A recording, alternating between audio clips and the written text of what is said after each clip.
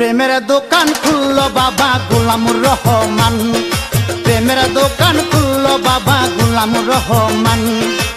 সেই দোকানের মালিক হইল শফি বাবা জান, সেই দোকানের মালিক হইল শফি বাবা জান।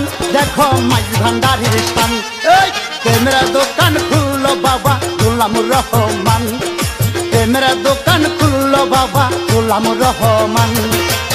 সেই দোকানের মালিক হইল শফি বাবা জান, সেই দোকানের মালিক হইল শফি বাবা জান।